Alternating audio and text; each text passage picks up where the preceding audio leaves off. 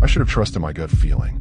But when you're a single mom trying to make your daughter's birthday special, sometimes you ignore the warning signs. My daughter Emma had been asking for a purple bicycle for months.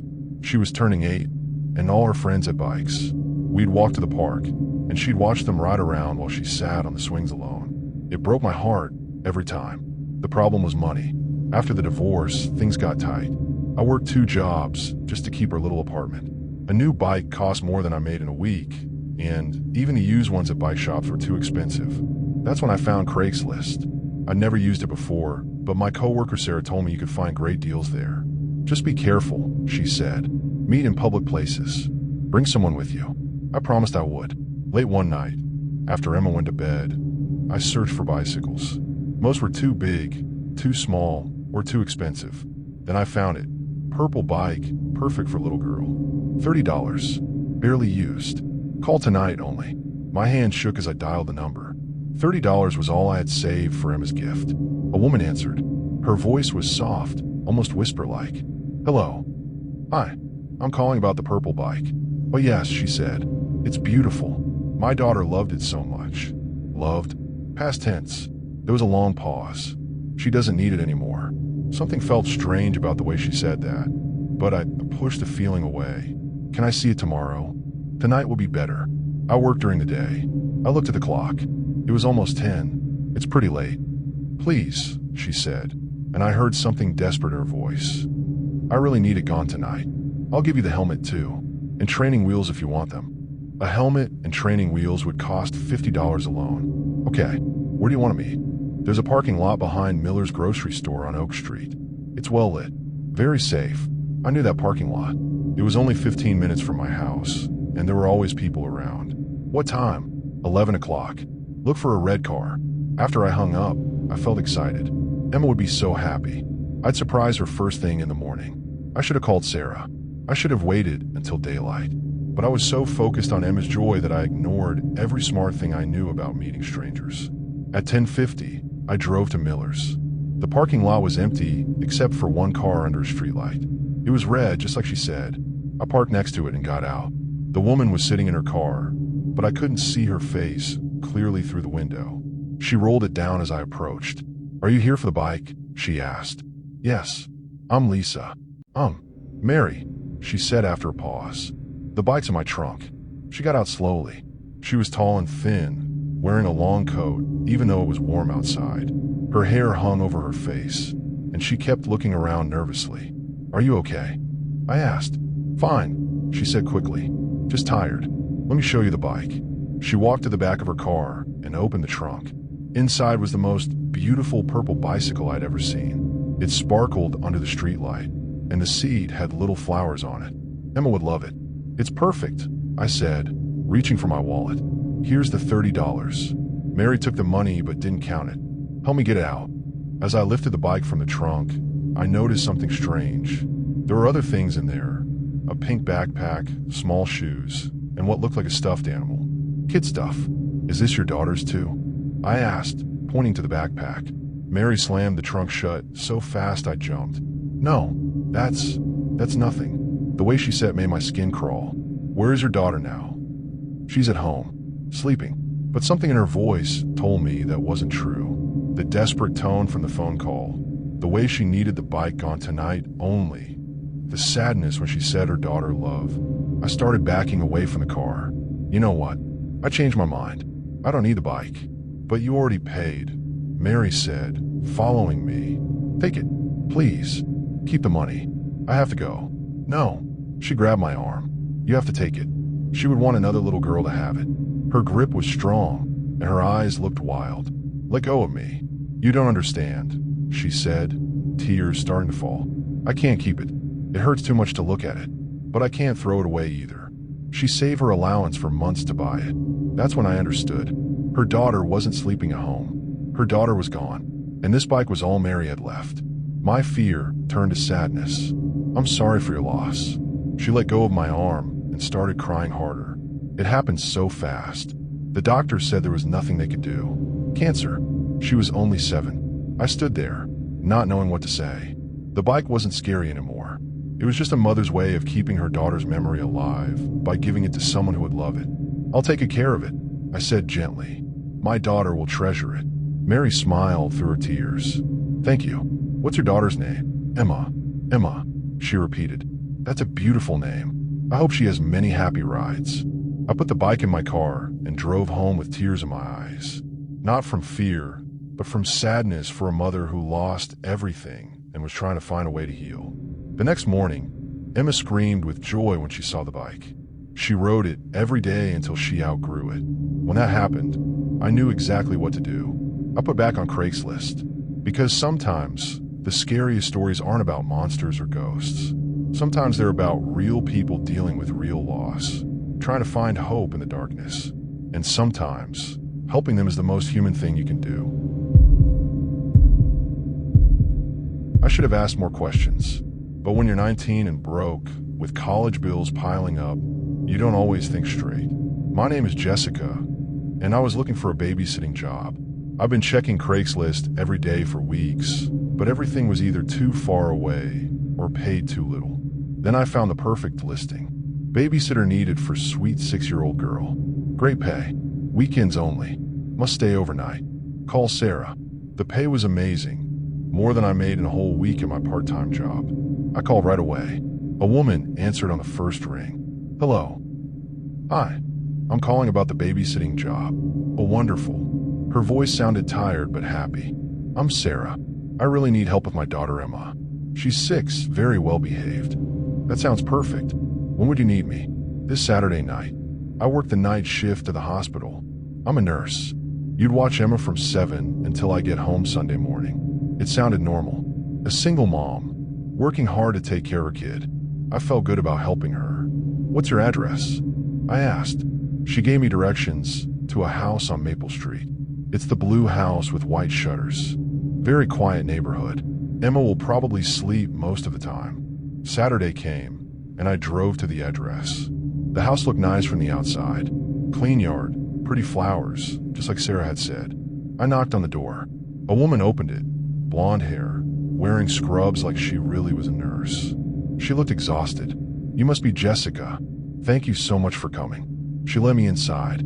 The house was clean but felt empty somehow. No family pictures on the walls. No toys scattered around like you'd expect with a 6-year-old. Where's Emma? I asked.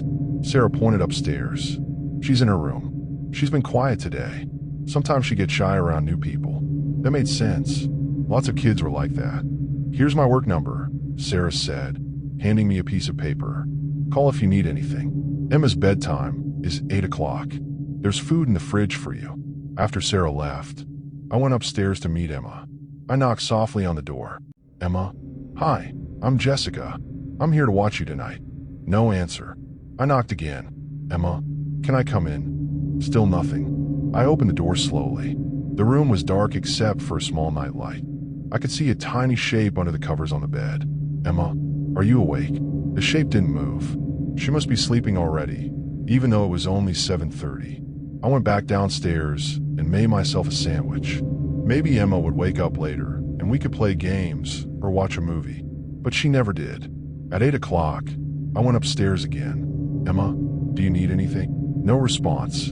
The little shape was still there, completely still. I started to worry. Was she sick? I moved closer to the bed. Emma.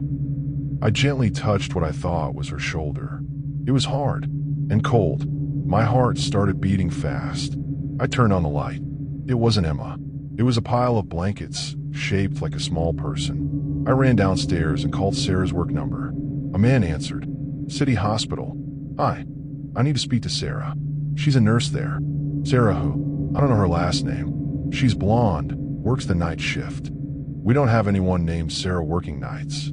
Are you sure you have the right hospital? I hung up, my hand shaking. I called the number Sarah had given me. It rang and rang, but no one answered. I searched the whole house. Every room, every closet, every corner. There was no little girl. No Emma. The refrigerator was empty except for an old carton of milk. The drawers had no clothes in them. The bathroom had no toothbrushes, no kids' soap, nothing. I ran outside of my car, but it wouldn't start. The battery was dead. I was trapped. I went back inside and locked all the doors. I called my mom from the house phone. Mom, I need help. I'm babysitting, but something's wrong.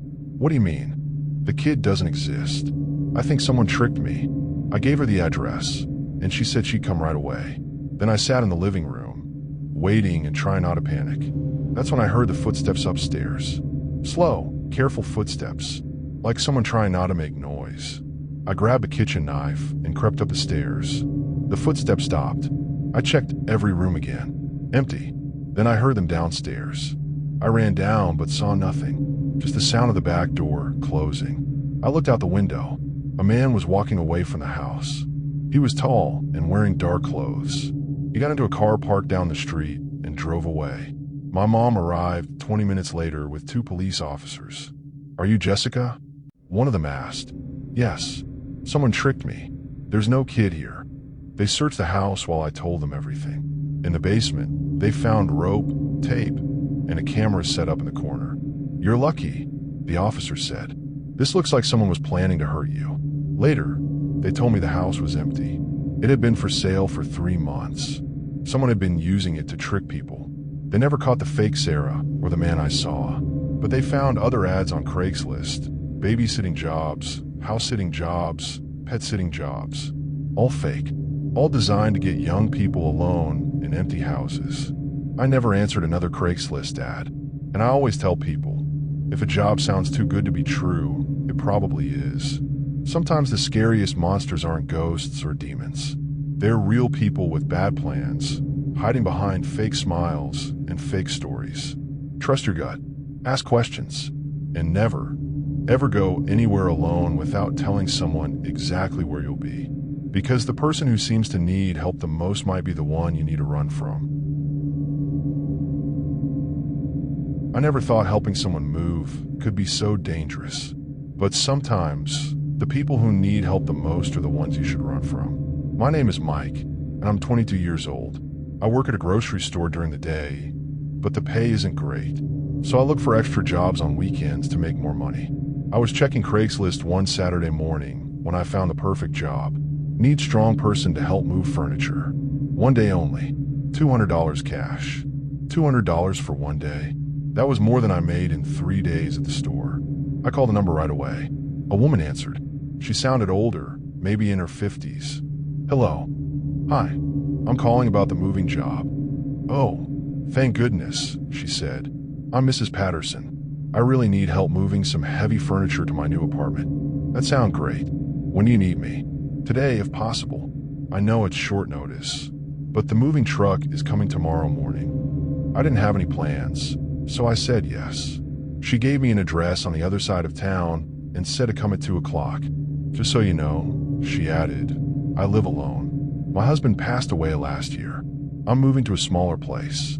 I felt sorry for her. Moving is hard work, especially when you're older and by yourself. At 2 o'clock, I drove to the address. It was a nice neighborhood with big houses and neat yards. Mrs. Patterson's house was white with a red door and lots of flowers in the front yard. I knocked on the door, and a woman opened it. She had gray hair and was wearing a flower print dress. She looked exactly like someone's grandmother. "You must be Mike," she said with a smile. "Thank you so much for coming." She led me inside. The house was full of furniture, couches, chairs, tables, and lots of boxes. It looked like a normal house where someone had lived for a long time. "I need to move the heavy stuff to my new apartment," she said. "It's just a few blocks away." My son was supposed to help, but he got called into work. That made sense. Family members often had to cancel at the last minute. "Where should we start?" I asked. "Let's begin with the dining room table. It's very heavy." The table was huge and made of solid wood. We lifted it together and carried it to her car. It barely fit, but we managed to get it in. "The apartment is just down the street," she said. "Follow me in your car." I got in my car and followed her. But instead of going to an apartment building, she kept driving. We left the nice neighborhood and headed toward the industrial part of town. After 20 minutes, I started to worry. This didn't feel right. I tried calling her phone, but she didn't answer. Finally, she pulled into the parking lot of an old warehouse. There were no apartment buildings anywhere, just empty buildings and broken windows. I parked next to her, but didn't get out. She walked over to my car and knocked on the window. "What is this place?" I asked through the glass. "This is where I'm moving," she said. "It's a loft apartment inside." I looked at the building. It looked abandoned. No lights. No signs of people living there. "I don't think this is safe," I said. "Maybe we should go back."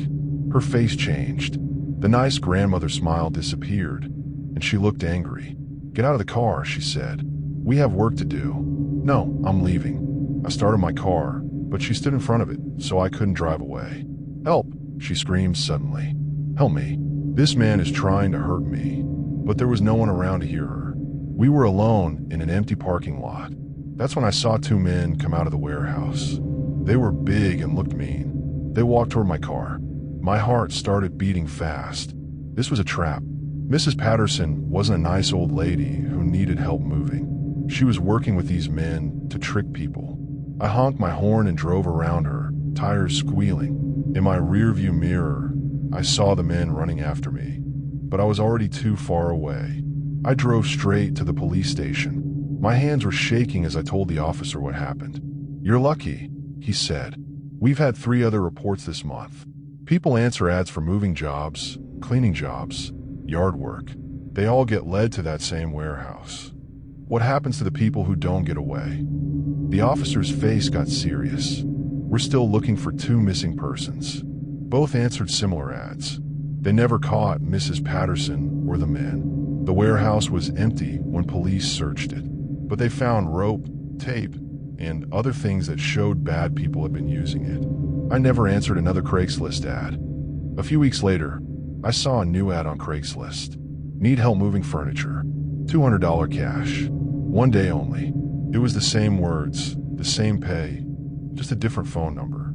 I called the police and gave them the information. I hope they caught her before she hurt someone else. The worst part isn't that I almost got hurt.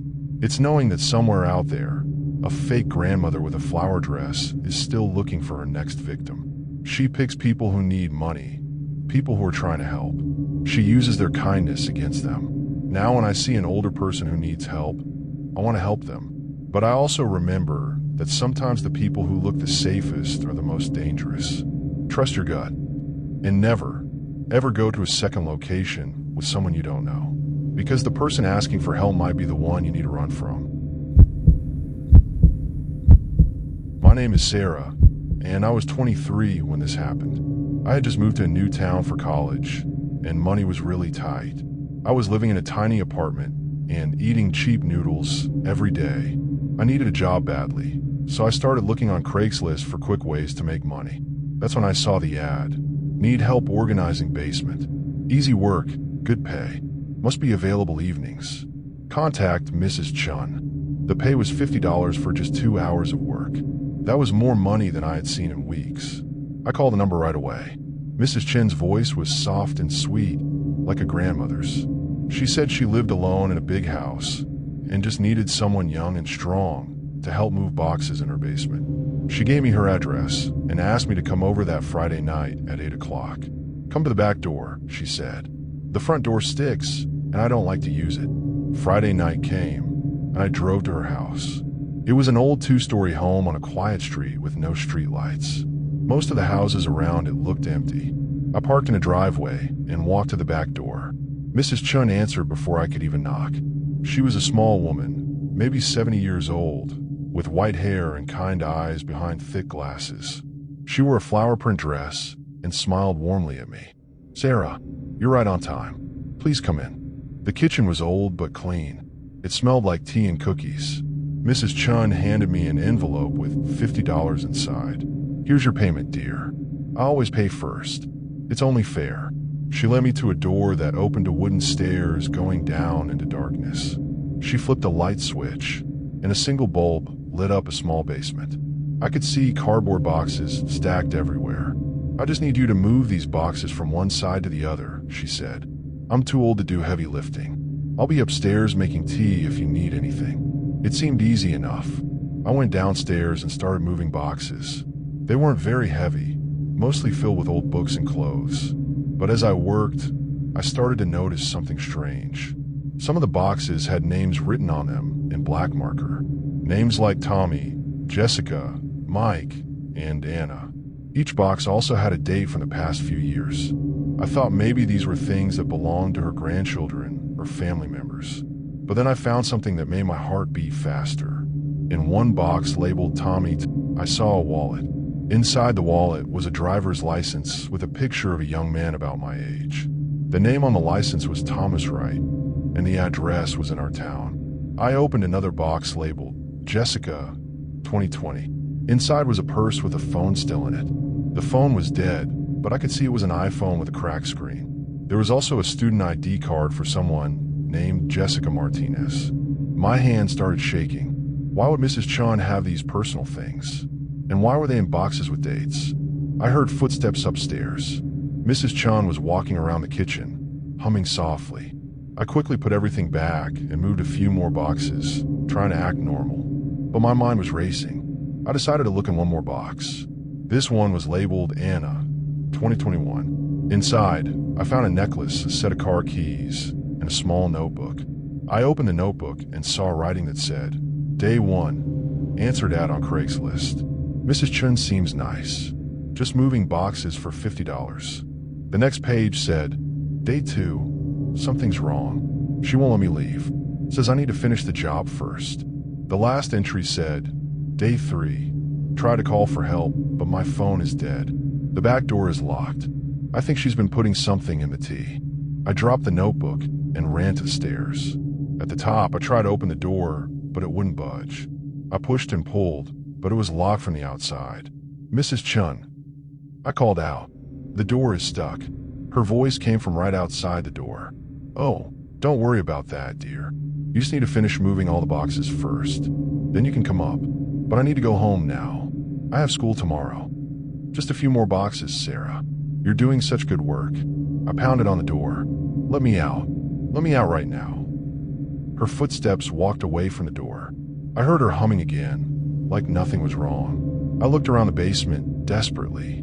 There was only one small window, but it was too high to reach and had bars on it. I tried pushing against the door again, but it was solid wood and wouldn't move. Then I remembered something. I had seen a toolbox in one of the corners while I was moving boxes. I ran over and found a hammer inside. I went back to the door and started hitting the hinges as hard as I could. The wood began to crack and splinter. After what felt like forever, the door finally broke open. I ran up the stairs and into the kitchen. Mrs. Chun was standing there with a cup of tea in her hands. When she saw me, her kind smile disappeared, and her eyes turned cold and angry. You weren't supposed to look in those boxes, she said in a voice that didn't sound sweet anymore. I didn't wait to hear what else she had to say. I ran straight to the back door and twisted the handle. It was locked, but I could see the key hanging on a hook nearby. I grabbed it, unlocked the door, and ran outside to my car. As I drove away, I looked back and saw Mrs. Chun standing in her kitchen window, watching me leave. She was still holding that cup of tea. I went straight to the police station. When I told them what happened, they drove to her house right away. But Mrs. Chun was gone. The house was empty, and all the boxes in the basement had been moved. The police said they would investigate, but I never heard if they found her. I also never found out what happened to Tommy, Jessica, Anna, or the others whose names were on those boxes. I never answered another Craigslist ad again. And sometimes, when I'm alone at night, I still think about that sweet old woman and wonder how many other people answered her ads before me. The scariest part is that she looked so normal, so harmless. She could be anyone's grandmother. That's what makes it so frightening. You never know who might be watching those ads, waiting for someone desperate enough to answer. I should have asked why someone would sell a $1,000 camera for $50. My name is Sam, and I love taking pictures. I've been saving up for months to buy my first real camera, but they were so expensive. Every week I'd check the camera stores, hoping for a sale that never came. That's when I started looking on Craigslist. Most of the cameras there were either broken or way too expensive. But then I found something that seemed too good to be true. Professional camera equipment for sale. Must sell fast. Moving out of state. $50 for everything. The picture showed a really nice camera with several lenses, a tripod, and a camera bag. This stuff had to be worth at least $1,000, maybe more. I read the ad 3 times. Either this person had no idea what they were selling, or something was wrong with it. But the pictures looked fine. I sent a message. "Hi, I'm interested in the camera equipment. Is it still available?" The reply came back in just a few minutes. "Yes, still available. Can you come tonight? I'm leaving town tomorrow morning." Tonight felt rushed, but if someone was moving and needed to sell fast, that would explain the low price. I had exactly $50 in my wallet for my part-time job. I drove to number 567, was a white house with a red door. The porch light was on, and I could see someone moving around inside. I knocked on the door. A man answered, maybe 40 years old, thin, with messy brown hair and glasses. He was wearing a wrinkled shirt and jeans. "You must be Sam," he said. "I'm Mike. Come in, come in." I followed him inside. The house smelled like coffee and old newspapers. There were boxes everywhere, like he really was moving. "Sorry about the mess," Mike said. "I'm trying to pack everything up tonight." "No problem. So, about the camera equipment." "Oh yes, it's right back here in my office. Follow me." He led me down a hallway to a small room at the back of the house. There was a desk, a computer, and in the corner, a camera bag with all the equipment spread out next to it. "This is it," Mike said, picking up the camera. "Beautiful, isn't it? I used to be a professional photographer, but I'm getting into a different business now." I looked at the camera. It was even nicer than in the pictures. The lenses were clean, and everything looked well taken care of. "Why are you selling it so cheap?" I asked. Mike's smile flickered for just a second. "Like I said, I need to move fast. I'd rather see it go to someone who'll use it than sit in storage." That made sense. I reached for my wallet. $50, right? "Actually," Mike said, "before we finish up, would you mind helping me with something? I want to take one last picture with this camera, for memories." "Sure, I guess." "Great. Just sit right there." He pointed to a chair in the corner. I sat down. Mike picked up the camera and started adjusting the lens. "This is perfect lighting," he said. "Just stay still." He took a few pictures. The flash was bright, and I had to blink several times. "Beautiful," Mike said, looking at the camera's screen. "You have a very interesting face." Something about the way he said that made me uncomfortable. "Can I see the pictures?" "Oh, they're not that good. I'm still getting used to this camera." He sat down on the desk. "Actually, before you go, I have some other equipment in the basement. Really good stuff. Want to see?" I didn't really want to see more equipment. I just wanted to buy the camera and leave. But Mike was already heading toward another door. "It'll just take a minute," he said. "I think you'll like what I have down there." I followed him to the basement door. He flipped on a light switch and started walking down wooden stairs. The basement was darker than the rest of the house, and it smelled different, like chemicals. "The equipment is over here," Mike said, walking toward the far corner. But when I got to the bottom of the stairs, I saw something that made my blood freeze. The walls were covered with pictures, dozens and dozens of photographs, and they were all of different people sitting in that same chair upstairs. Men, women, young people, older people, all of them looking scared. "Mike," I said, my voice shaking, "what are these pictures?" He turned around slowly. "Those are my models," he said. "I've been taking pictures for a long time, much longer than you might think." I looked at the pictures more closely. Some of them looked old, like they were taken years ago. Others looked recent. But in every single one, the person looked terrified. "I need to go," I said, backing toward the stairs. "Oh, but we haven't finished our photo session yet," Mike said. I was hoping to get a few more shots. I ran for the stairs. Mike was right behind me, but I was faster. I made it to the top and slammed the basement door shut. I could hear him running up the stairs. I ran through the house, toward the front door. My hands were shaking as I tried to unlock it. "Sam," Mike called from behind me. "Don't you want your camera?" I got the door open and ran outside. I didn't stop running until I reached my car. I locked the doors and drove away as fast as I could. I called the police from a gas station. When they went to check the house, it was empty. Mike was gone, and so was all the photography equipment. But they found something else in the basement. A dark room for developing film. And boxes and boxes of photographs going back 20 years. The police told me that Mike had been using fake ads to lure people to his house. He would take their pictures. Then, they never found most of those people. I was lucky. I trusted my instincts and ran when something felt wrong. The detectives said that some of the pictures they found were of people who had been reported missing over the years. People who had answered ads on Craigslist and were never seen again. I never bought a camera, and I never answered another Craigslist ad. Sometimes saving money isn't worth the risk.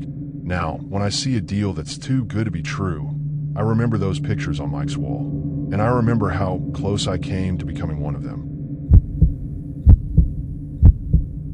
My name is Maya, and I had just moved into my first apartment. It was small and empty, and I didn't have much money to buy furniture.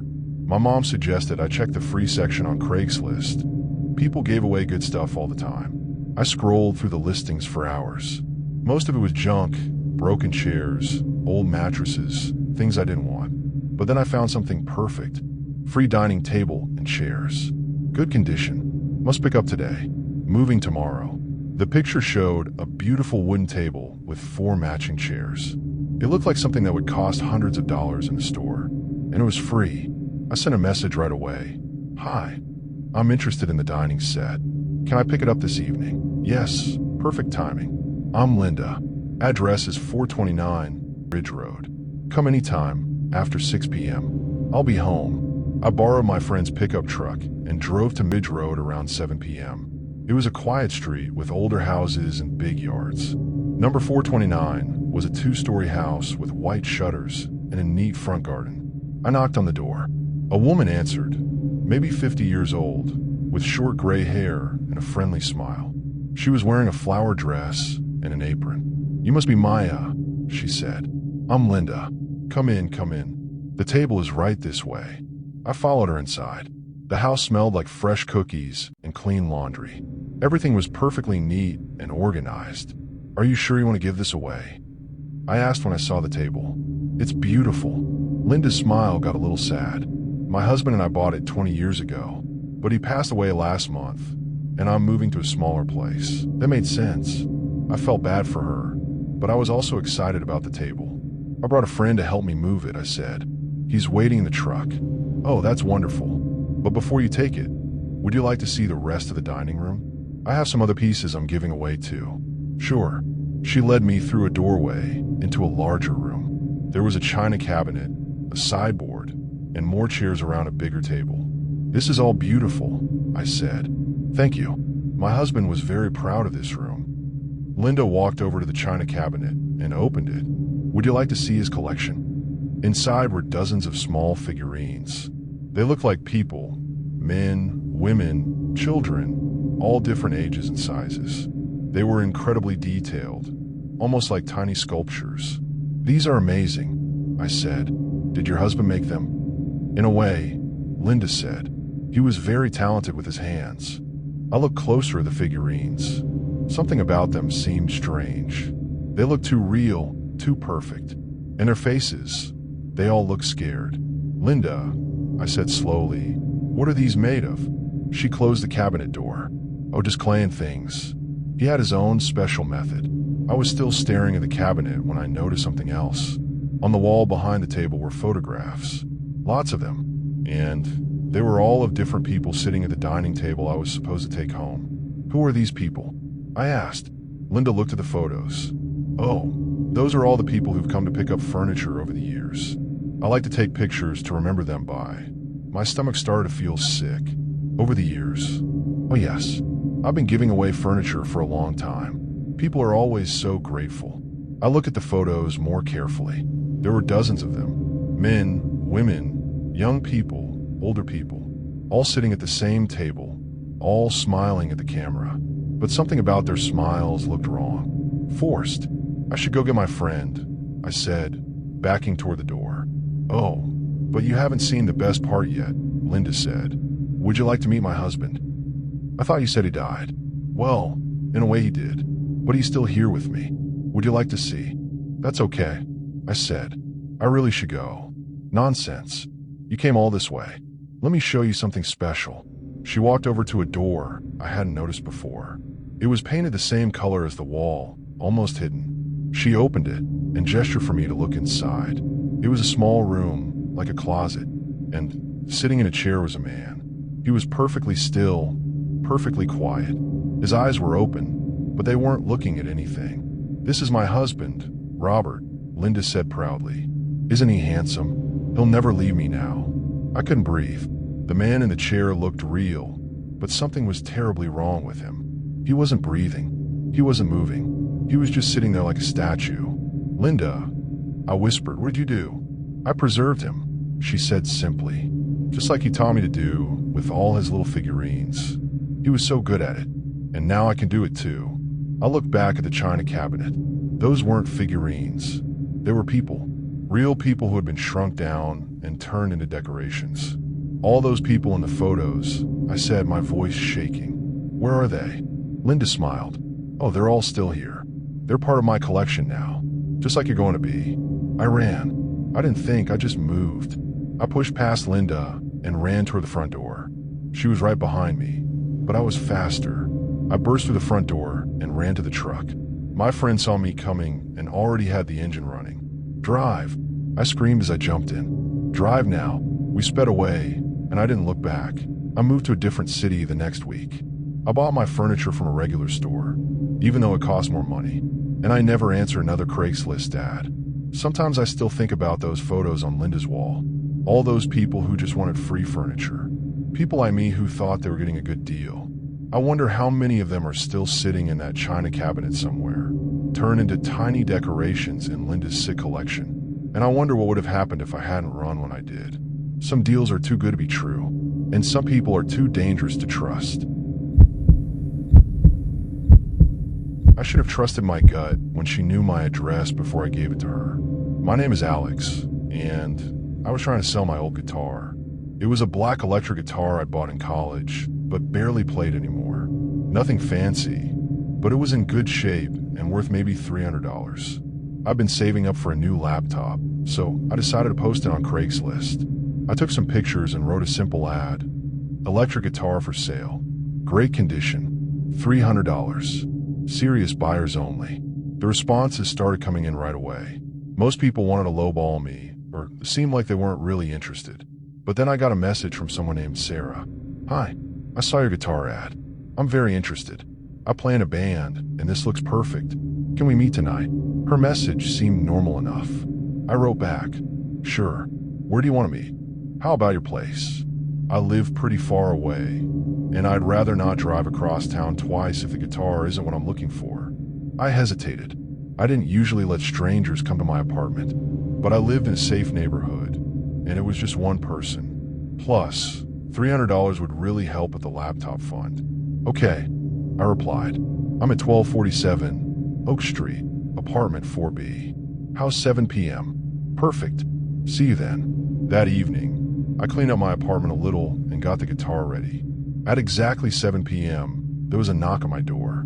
I looked through the peephole and saw a woman with long brown hair wearing a green jacket. Sarah, I called through the door. Yes, it's me. I opened the door. She looked normal, maybe 30 years old, average height, friendly smile. She was carrying a small purse and had car keys in her hand. Come on in, I said. The guitar is right over there. She walked in and looked around my apartment. Nice place, she said. Very cozy. Thanks. So, do you want to try the guitar? Absolutely. She picked it up and played a few chords. She was actually pretty good. This sounds great. I think my bandmates will love it. Cool. So you're interested? Definitely. I have the money right here. She reached in her purse and pulled out an envelope. $300, just like you asked. I counted the bills. All there. Perfect. It's all yours. But instead of taking the guitar and leaving, Sarah sat down on my couch. Mind if I rest for a minute? It was a long drive. Sure, no problem. She looked around the room again. Do you live here alone? Yeah, just me. Must get lonely sometimes. Something in her voice made me uncomfortable. Not really. I keep pretty busy. I bet you do. She was still looking around, but now it felt like she was studying the place. Nice TV. Is that new? Few months old. And that laptop on the kitchen table. Looks expensive. I glanced at my laptop. I'd left it open with my bank account on the screen. Stupid mistake. It's okay. Sarah stood up and walked toward the kitchen. Mind if I get a glass of water? Actually, I was just about to head out. I lied. Maybe you should take the guitar and... Oh, come on. Just one glass of water. I'm really thirsty. Before I could answer, she was already in my kitchen, opening cabinets like she owned the place. She found a glass and filled it with water from the sink. You know, she said, sipping the water, I was thinking, this guitar is exactly what I need. but I might need some other equipment too. Other equipment? Yeah, an amp, maybe some cables. You wouldn't happen to have any of that stuff, would you? I have an amp, but I wasn't planning to sell it. Could I at least see it, just to get an idea of what I'm looking for? I didn't want to show her more of my stuff, but I also didn't want to be rude. It's in my bedroom closet. Let me go get it. I'll come with you. I know a lot about amps. We walked to my bedroom. I opened the closet and pulled out the amp. It was heavy, and I had to set it on the floor. This is nice, Sarah said, but she wasn't looking at the amp. She was looking at my dresser, where I kept my wallet and keys. Like I said, I'm not really looking to sell it. How much would you want for it? I don't know. I haven't really thought about it. While I was kneeling next to the amp, I heard Sarah move behind me.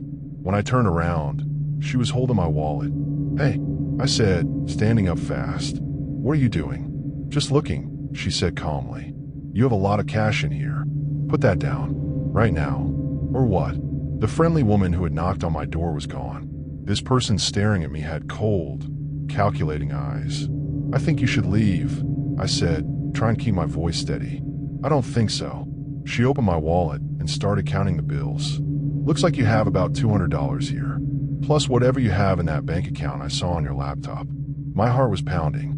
I don't know what you're trying to do, but you need to leave right now. Actually, Sarah said, I think I'm going to stay for a while. And I need to have a conversation about your finances.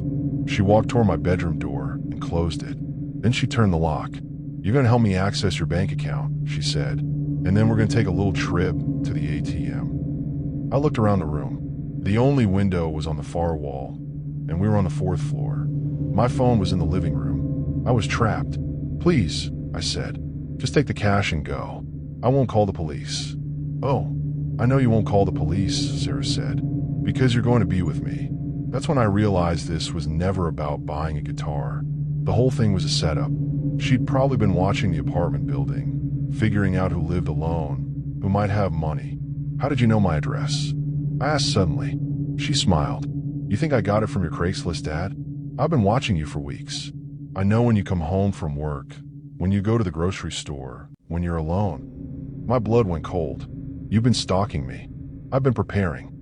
And you made it so easy, inviting me right in. I had to think fast. She was standing between me and the door, but she was smaller than me.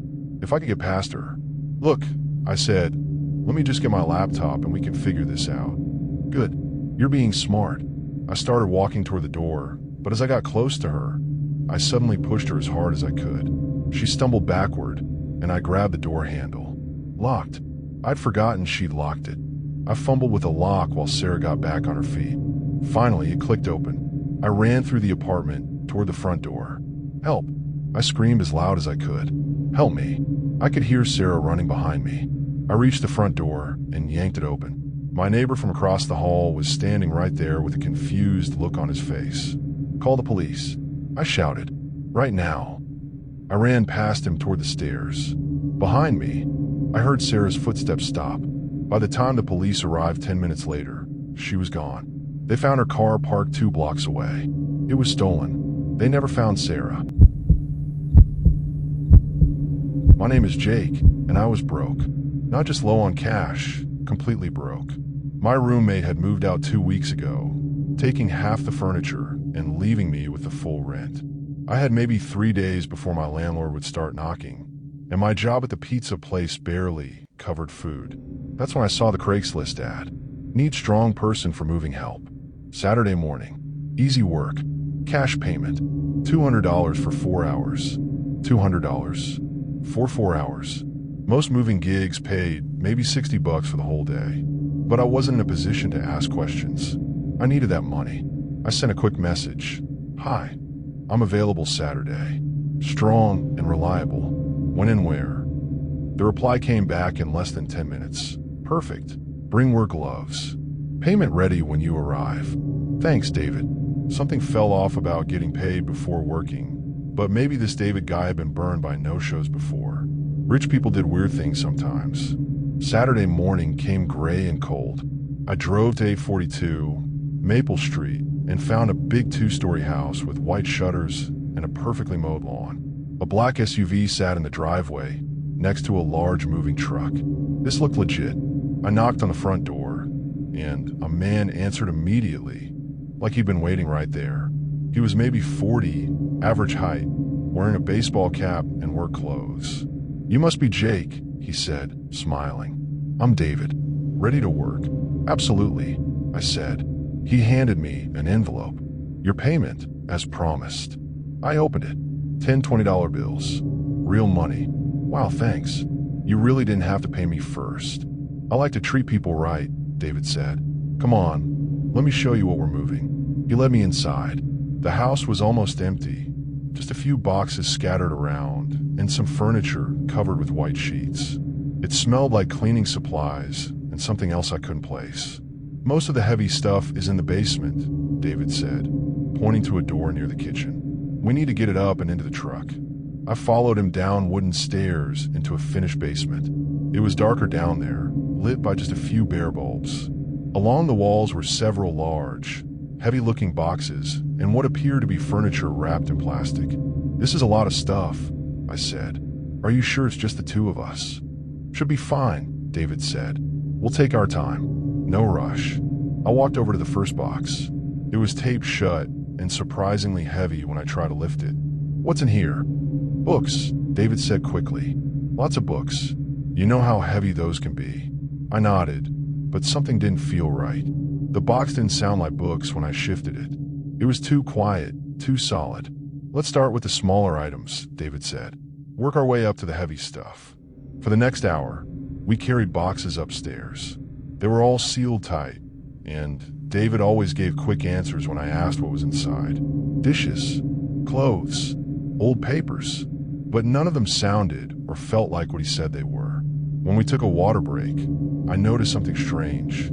The moving truck outside was facing away from the house, backed up to the garage instead of the front door, and the license plate was covered with mud. So much mud you couldn't read the numbers. "Hey David," I said, "shouldn't we back the truck up to the front door? Would make the loading easier." His smile faltered for just a second. "Nah, this way works better. Trust me." That's when I noticed his hands. They were shaking slightly, and there were scratches on his knuckles. Fresh scratches. "I'm going to use the bathroom," I said. "Sure, upstairs. First door on the right." I went upstairs, but instead of the bathroom, I quietly walked to the front window and looked out. The black SUV was still there, but now I could see inside it. The back seats were folded down, and there were plastic sheets spread across the floor. My heart started beating faster. This wasn't right. None of this was right. I heard David's footsteps coming up from the basement. I quickly went to the bathroom and flushed the toilet, then came out like nothing had happened. "Ready to get back to work?" he asked. "Actually," I said, "I just remembered. I have another job this afternoon. I should probably head out soon." David's friendly expression disappeared completely. "But we're not done yet. We had a deal." "I know, and I'm really sorry. You can keep some of the money back if you want." "No," he said firmly. "We're going to finish this job. Together." The way he said it made my skin crawl. This wasn't about moving anymore. "I really need to go," I said, backing toward the front door. David stepped between me and the door. "The heavy stuff is still in the basement. That's the most important part. Maybe I could come back tomorrow." "No, it has to be today. It has to be now." I looked around the room. The covered furniture, the sealed boxes, the smell of cleaning supplies, the scratches on his hands, the plastic sheets in his car.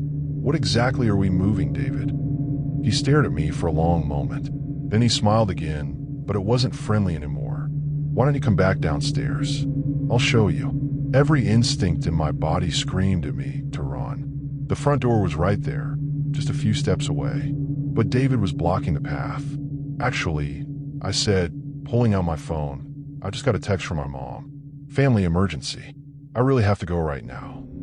I started walking toward the door, but David grabbed my arm. His grip was strong, stronger than I expected. "Jake," he said quietly, "I think you should see what's in the basement." I pulled my arm free and ran for the door. It was unlocked. I burst outside and sprinted to my car, fumbling with my keys. Behind me, I heard David yelling, but I didn't look back. I jumped in my car and drove away as fast as I could. I never found out what was really in those boxes. I never wanted to know. But I kept that $200, and I never answered another Craigslist ad again. Sometimes I wonder what would have happened if I'd gone back down to that basement.